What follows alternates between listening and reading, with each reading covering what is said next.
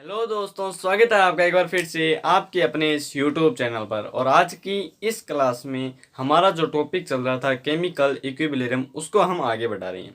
पीछे वाली क्लास में मैंने आपको बताया था कि रासायनिक साम्य अवस्था होती क्या है। ठीक है, साम्य अवस्था कब स्थापित होती है, कब हम किसी अभिक्रिया के अंतर्गत दोनों तरफ के चिन्ह लगाते हैं। ठीक है, तो सामान्यतया हमने जो बात की थी वो की थी कि कोई रिएक्शन यदि इस तरीके से है, ए प्लस बी है, वो दोनों तरफ चल रही है और सी प्लस डी बना रही है। ये अभिक्रिया की हमने चर्चा की थी और 2-3 अभिक्रिया में हमने एग्जाम्पल देखे थे। इसके अंतर्गत हमने देखा था कि जैसे जैसे ये अभिक्रिया होती रहती है, जैसे जैसे अभिक्रिया होती रहती है, तो एक ऐसी सिचुएशन आती है जिसपे हमने पढ़ा था कि दो अभिक्रियाएं होती है। एक होती है इधर होती है जिसे हम कहते हैं अग्र अभिक्रिया, एक होती है इधर जिसे हम कहते हैं बैक अभिक्रिया या बैक रिएक्शन या पश्च अभिक्रिया, प्रतिप अभिक्रिया। मैंने आपको कहा था कि जब अग्र अभिक्रिया और पीछे वाली जो अभिक्रिया है, इन दोनों की होने की जो दर है, यानी जो अभिकारक है उसके उत्पाद में बदलने की दर और उत्पाद के अभिकारक में बदलने की दर दोनों जब बराबर हो जाती है, तब आपकी जो अभिक्रिया होती है वो साम्य अवस्था में आ जाती है। ये मैंने आपको बताया था। ठीक है, साथ में मैंने आपको जो है ग्राफ भी बताया था कि यदि अभिकारक यहाँ पर हो और उत्पाद यहाँ पर हो, तो साम्य अवस्था होने तक अभिकारक कम हो जाता है, जबकि उत्पाद की मात्रा बढ़ जाती है। और एक समय ऐसा आता है जब दोनों जाकर के कांस्टेंट हो जाते हैं और फिर वो वैसे के वैसे ही रहते हैं, यानी उत्पाद की सांद्रता और अभिकारक की सांद्रता में कोई चेंज नहीं आता है, वो जैसी है वैसी की वैसी पड़ी रहती है। ठीक है, यदि मैं यहाँ पर एक चीज लिखूं, ठीक है, यदि मैं यहाँ पर एक चीज लिखूं कि उत्पाद की सांद्रता और अभिकारक की सांद्रता, उत्पाद की सांद्रता और अभिकारक की सांद्रता, ठीक है, concentration of product and concentration of reactant. ठीक है, यदि मैं इन दोनों का रेशियो निकालूं, उत्पाद की सांद्रता और अभिकारक की सांद्रता, यदि मैं इन दोनों का रेशियो निकालूं तो मुझे एक कांस्टेंट ही तो प्राप्त होगा, क्योंकि यहाँ पर देखो उत्पाद की सांद्रता भी निश्चित हो चुकी है, उसके मान में कोई चेंज नहीं आएगा जब तक कि हम उसके ऊपर कोई इफेक्ट नहीं डालेंगे। ठीक है, तब तक इसके सांद्रता में कोई चेंज नहीं आएगा। और इधर अभिकारक की सांद्रता में भी कोई चेंज नहीं आएगा, दोनों की दोनों क्या है, कांस्टेंट है। यानी अगर मैं उत्पाद की सांद्रता और अभिकारक की सांद्रता का अनुपात निकालूं, जो कि एक विमाहीन राशि, यूनिटलेस राशि होगी, तो एक कांस्टेंट ही तो निकलेगा, उसमें कोई भी चेंज नहीं होगा। वो एक स्पेसिफिक इस प्रकार की रिएक्शन के लिए क्या होगा, कांस्टेंट होगा। अलग अलग रिएक्शन के लिए क्या निकलेगा, अलग अलग निकलेगा।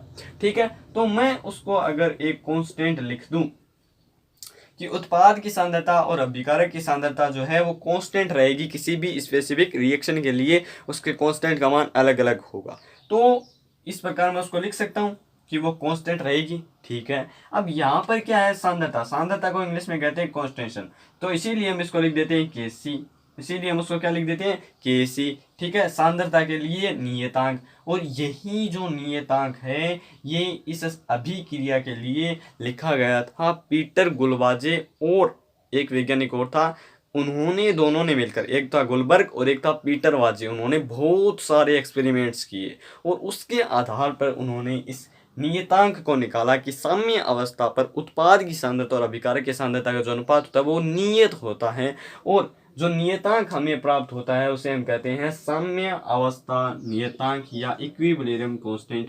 इसे हम कहते हैं साम्य अवस्था नियतांक और इक्विलिब्रियम कांस्टेंट। ठीक है, और ये जो पूरा का पूरा लॉ है इसे हम कहते हैं द्रव्य अनुपाती क्रिया का नियम या law of mass action, law of mass action, law of mass action, ये हम इसे इंग्लिश में कहते हैं। ठीक है, यानी उत्पाद की सांद्रता और अभिकारक की सांद्रता क्या रहेगी, नियत रहेगी, इसे ही हम कहते हैं साम्य अवस्था स्थिरांक। तो आज की जो हेडिंग है वो यही रहेगी, इक्विलिब्रियम कांस्टेंट। ठीक है, एकदम विस्तार से हम इसकी चर्चा करेंगे, तो ये लिख लो साम्य अवस्था स्थिरांक। और इस प्रकार की कोई भी अभिक्रिया हो तो मैंने आपको बताया था कि किसी भी चीज की जो सांद्रता होती है उसको हम बड़े ब्रैकेट में लिखते हैं। तो इसके लिए अगर हम Kc का मान निकालें तो Kc बराबर उत्पाद की सांद्रता, उत्पाद आपका ये रहा, तो इन दोनों की सांद्रताओं को हम गुणनफल में लिखेंगे। जितने भी आपके उत्पाद हैं उन सभी की सांद्रताओं को हम जो है गुणनफल में लिखेंगे, जैसे C की सांद्रता गुणा M की सांद्रता, ठीक है। जैसे C की सांद्रता ये रही और D की सांद्रता ये रही, इनको हम गुणनफल में लिखेंगे।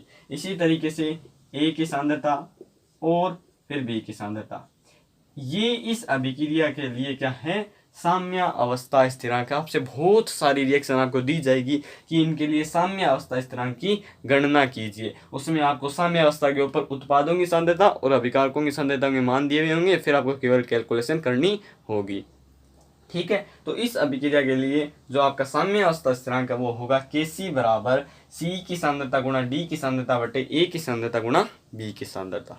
ये इस अभिक्रिया के लिए है साम्य अवस्था स्थिरांक। इसे हम कहते हैं द्रव्य अनुपाती क्रिया का नियम या लॉ ऑफ मास एक्शन। इसका स्टेटमेंट अगर आप लिखना चाहें तो लिख सकते हैं कि साम्य अवस्था में किसी भी रासायनिक अभिक्रिया के उत्पादों की सांद्रता और अभिकारकों की सांद्रता नियत रहेगी। इसे हम द्रव्य अनुपाती क्रिया का नाम कहेंगे या नियम कहेंगे, ठीक है। अब देखो, अगर मैं इस अभिक्रिया का कोई टेम्परेचर बढ़ा दूं, ताप दे दूं, तो ये अभिक्रिया और होने लग जाएगी और होने लग जाएगी। यानी इस कांस्टेंट का मान थोड़ा सा चेंज हो जाएगा जब मैं टेम्परेचर बढ़ाऊंगा। यानी ये जो कांस्टेंट है ये टेम्परेचर के ऊपर डिपेंड करता है, ठीक है। जब इधर मैं ताप थोड़ा सा बढ़ाऊंगा तो उत्पादों की सांद्रता और बढ़ जाएगी या घट जाएगी, या अभिकारकों की सांद्रता बढ़ जाएगी या घट जाएगी। वो डिपेंड करता है रिएक्टेंट और प्रोडक्ट क्या है आपके, ठीक है। यानी ये जो कांस्टेंट है ये आपका किस पर डिपेंड करता है, टेम्परेचर के ऊपर भी डिपेंड करता है। ये आपको याद रखना है, ठीक है, ठीक है। और ये आपका साम्य अवस्था स्थिरांक है इसके लिए, ठीक है। अब हम एक सामान्य सी रिएक्शन देखते हैं, उसके लिए हम इक्विलिब्रियम कांस्टेंट की गणना करते हैं।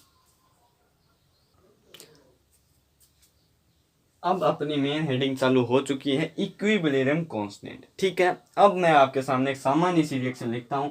मान लीजिए कोई रिएक्शन है ए प्लस बी, ये बना रहे हैं साम्य अवस्था के अंतर्गत C, capital C and small d and capital D। ये जो छोटे छोटे ए, छोटे छोटे बी, छोटे छोटे C, छोटे छोटे D हैं, ये आपके स्टोइकियोमेट्रिक गुणांक है, रस समीकरण विधीय गुणांक है। यानी ये इनके मोल को दर्शाते हैं कि A mole A, B mole B, C mole C, D mole D किस तरीके से अभिक्रिया कर रहे हैं, ठीक है। इस अभिक्रिया के लिए हम साम्य अवस्था स्थिरांक को कैसे लिखेंगे?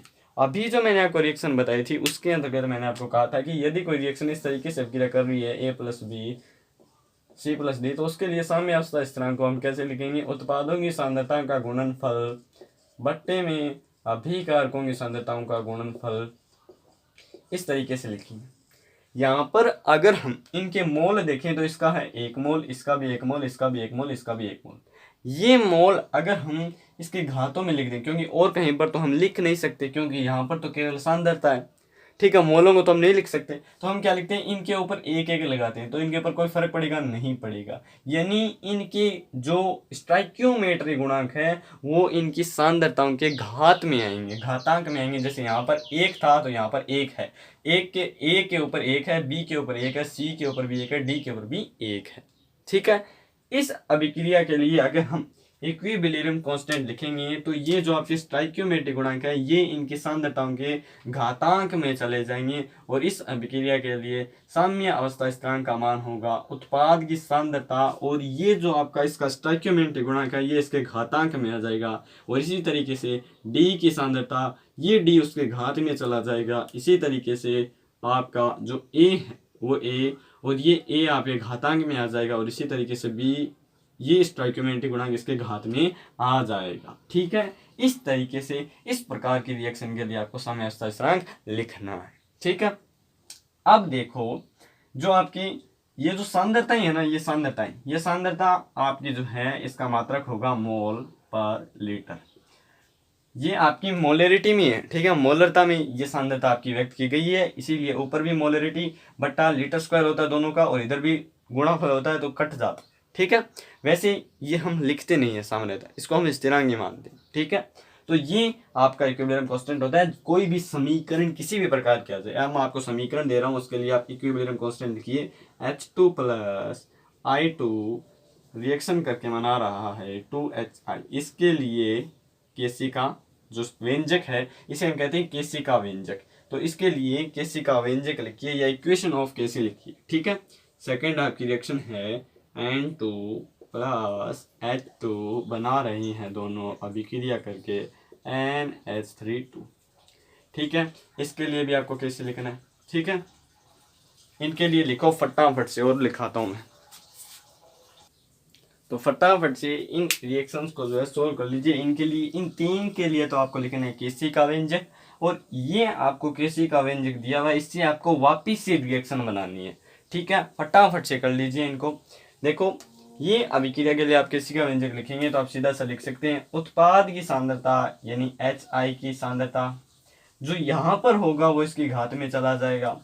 I2 की सांद्रता, इसके लिए यहाँ पर आगे कुछ नहीं है तो लिखना चाहिए तो एक लिख भी सकते हैं और नहीं भी लिख सकते हैं। और H2, ये इसके लिए केसी का व्यंजक हो गया। इसके लिए अगर आप केसी का व्यंजक लिखेंगे तो देखो उत्पाद की सांद्रता NH3 की पावर कितनी चली जाएगी 2 बट्टे H2 की सांद्रता पावर कितनी चली जाएगी 3, N2 की सांद्रता पावर कितनी चली जाएगी 1। ठीक है, इसके लिए लिखेंगे तो केसी IF5 की पावर 2 बट्टे F2 की पावर 5 और I2 की पावर 1, ये हो जाएगा। अब ये आपको केसी का व्यंजक दिया हुआ, आपको इससे रिएक्शन बनानी है। तो देखो यहाँ पर हमने क्या किया, यहाँ पर जो इसका स्टोइकियोमेट्री गुणांक है वो तो आ जाता है इसके आगे और ये बन जाता है उत्पाद। ठीक है, इसी तरीके से इनके अंतर्गत क्या होता है, जो घातांक होता है वो आगे आ जाता है और ये आ जाते हैं अभिकारक के अंतर्गत। तो यहाँ पर देखो जो 4 होगा वो इस NH3 के NH4 के आगे आ जाएगा। 4 है या 3 है, ये मुझे लगता है ये 3 है। ठीक है, तो 3 कर लेना आप इसे, 4 आ जाएगा NH3 के आगे। इसी तरीके से प्लस, यहाँ पर भी गुणा में था लेकिन हम प्लस में कर रहे थे, जैसे यहाँ पर ये गुणा में है लेकिन है वास्तव में प्लस में, तो यहाँ पर O2 गुणा में है लेकिन हम लिखेंगे इसको प्लस में और 5O2। ठीक है, फिर इधर हम चिन्ह लगा देंगे दोनों तरफ का। इधर आता है अभिकारक की सांद्रता, ये देखो अभिकारक की सांद्रता। ठीक है, अभिकारक की सांद्रता जो घातांक है वो आगे आ जाएंगे और जो यहाँ पर घातांक वो आगे आ जाएंगे और ये ऐसा कैसा लिख देंगे। तो देखो ये NO यहाँ पर आएगा तो 4 आगे आ जाएगा NO और 6H2, ये 6 आगे आ जाएगा और H2 ऐसा ऐसा लिख दें। इसके लिए जब आप वापस कैसे गामा लिखेंगे तो यही आएगा। ठीक है, बस यहाँ पर 3 कर लेना, यही आएगा बस। ये आपका केसी रहा। ठीक है, तो केसी से वापस रिएक्शन भी लिख सकते हैं, रिएक्शन से वापस केसी भी लिख सकते हैं। ये था आपका इक्विलिब्रियम कांस्टेंट थोड़ा सा। अब हम देखते हैं थोड़ी और चीज़ें देखते हैं इसके बारे में, इंपॉर्टेंट चीज़ें देखते हैं। ये आपकी जो रिएक्शन है ना H2 + I2 वाली, ये इससे हम बहुत सारे इंपॉर्टेंट रिजल्ट निकालेंगे। देखो ध्यान से देखो, बहुत सारे इंपॉर्टेंट कंसेप्ट निकलेंगे।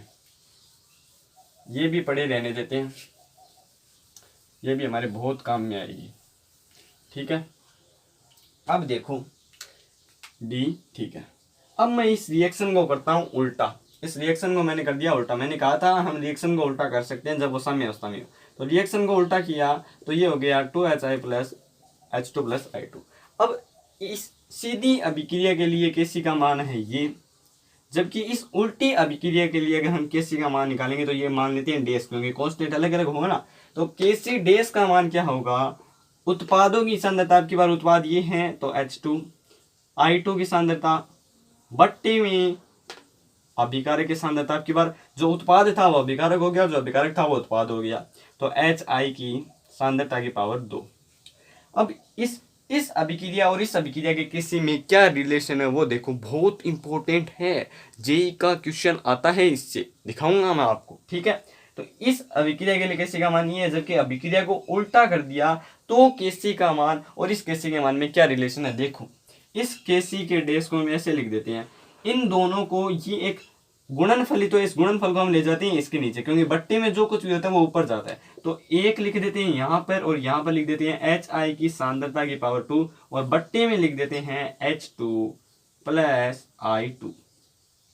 ठीक है, अब देखो ये और ये दोनों आपको सेम नहीं लग रहे क्या, ये और ये दोनों सेम नहीं लग रहे क्या, इसीलिए 1/, इसकी जगह हम लिख देंगे केसी, यानी केसी डैश बराबर होता है 1/, केसी के, जब अभिक्रिया को उल्टा कर देते हैं। यानी कोई सीधी अभिक्रिया जिसके लिए साम्य अवस्था स्थिरांक केसी है, यदि हम उस अभिक्रिया को उल्टा कर देते हैं तो उसका जो इक्विलिब्रियम कांस्टेंट है वो भी उल्टा हो जाता है।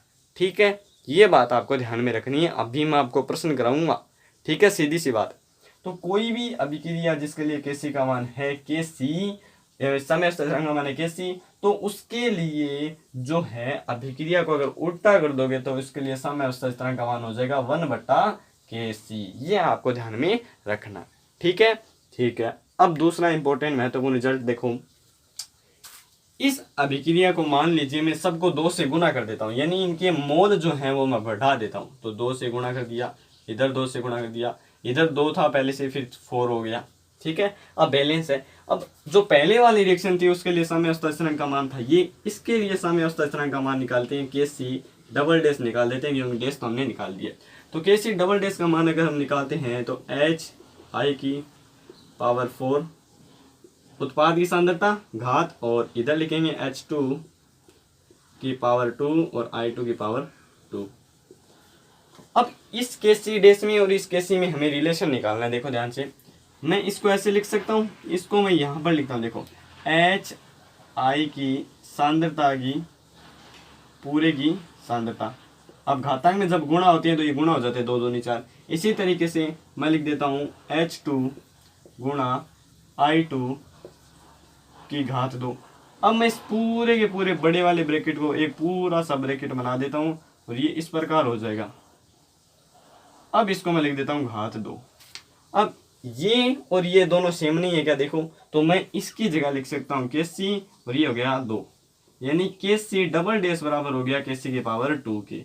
यानी यदि किसी अभिक्रिया को किसी संख्या से गुणा किया जाता है तो नया जो समय अवस्था स्थिरांक होता है वो पुराने वाले समय अवस्था स्थिरांक के घातांक में चला जाता है। कहने का मतलब क्या है, यदि हम किसी समय अवस्था अभिक्रिया को जिस संख्या से, मान लो n संख्या से हमने गुणा किया है, तो नया समय अवस्था स्थिरांक पुराने समय अवस्था स्थिरांक के ऊपर n घात लगाने से हमें प्राप्त होगा।